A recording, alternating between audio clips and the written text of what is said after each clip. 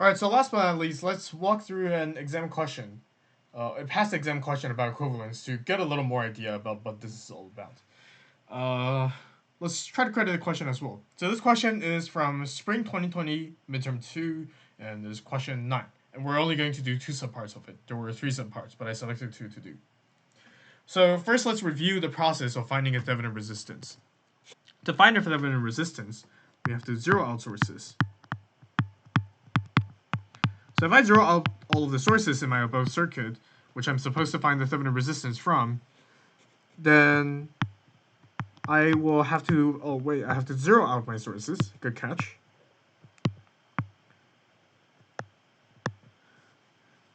And I will have to draw out the resistances as usual.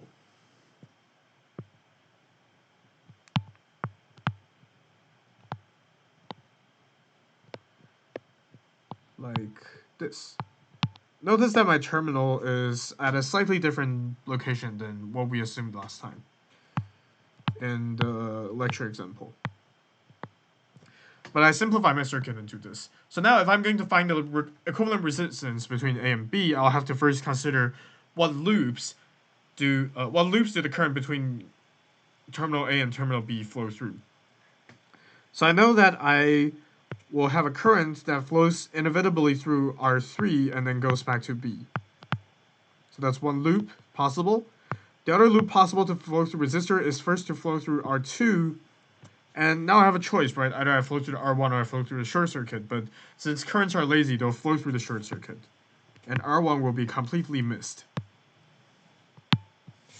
So the equivalent resistance between A and B then is calculatable or drawable as something that follows.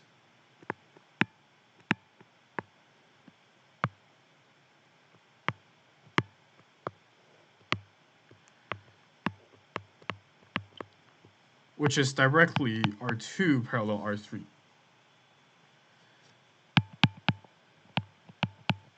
So once again, this is equal to an expression R2, R3 over R2 plus R3. And R2 is R, R3 is 9R according to the prompt, so I can write this as 9R squared over 10R, which is equal to 9 over 10R. Okay, not too bad, I suppose. It's finding resistances. But here comes the fun part. Now we'll add a load resistor into the original circuit across terminals A and B.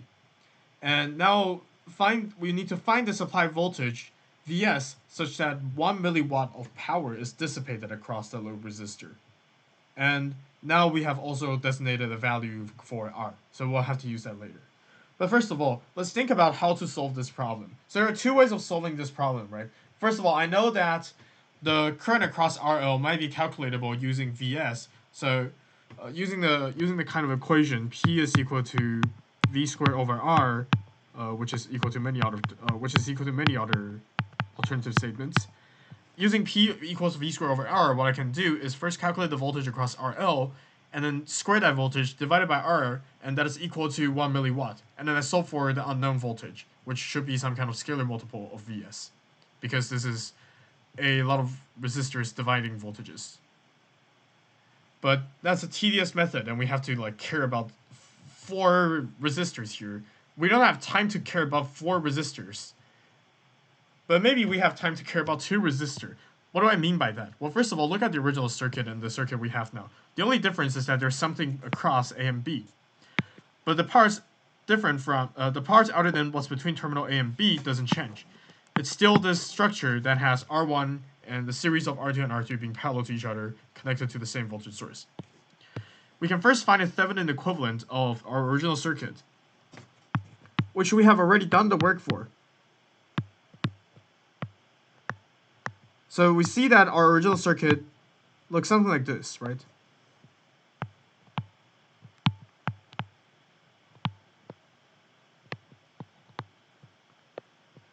Here was terminal A and B, and we have R1, R2, and R3 here.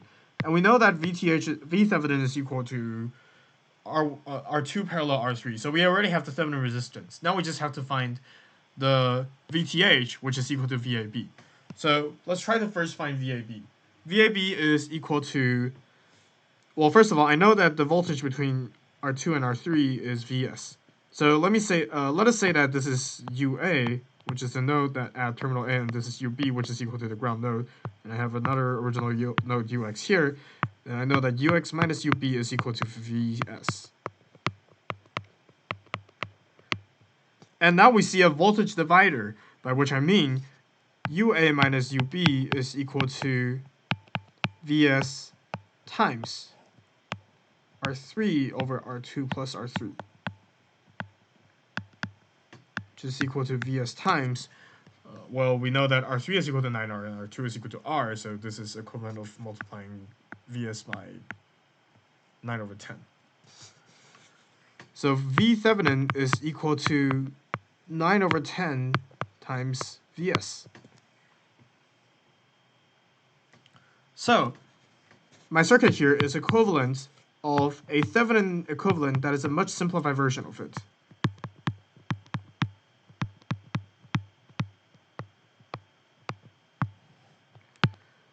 Resistor is still the Thevenin resistor, which is equal to 9 over 10 R.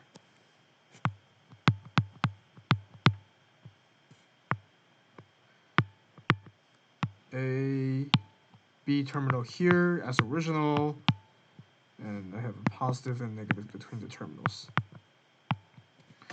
Okay, not too bad.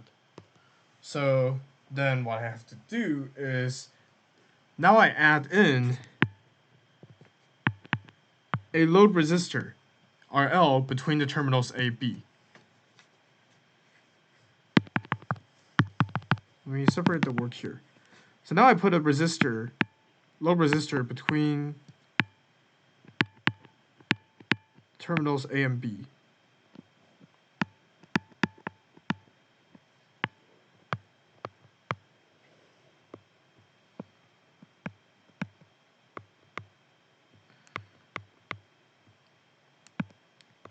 Which means I'll put it somewhere here.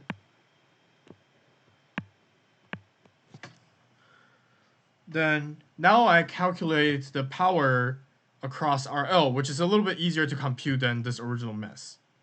Okay, so keep in mind that RL is equal to 9R. Which means the voltage across RL is equal to, once again, we see a voltage divider here, and I'm going to use that convenient fact.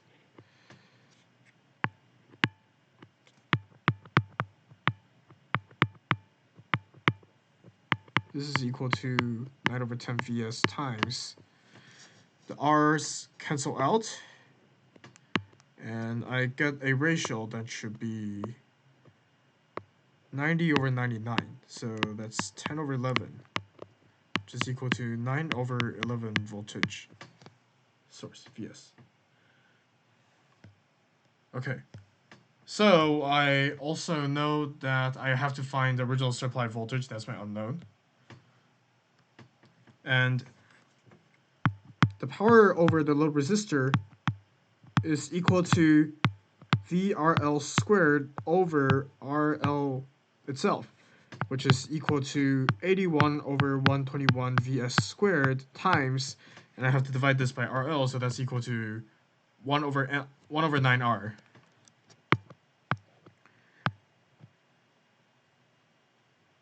And R is equal to 36 kilo ohm. And all of this has to be equal to 1 milliwatt, which is equal to 1 over 1,000.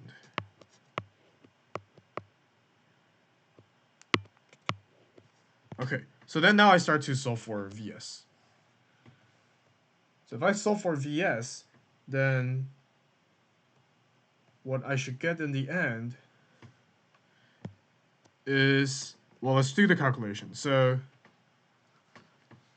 first I will try to isolate Vs squared and multiply all the fractions from the left to the right.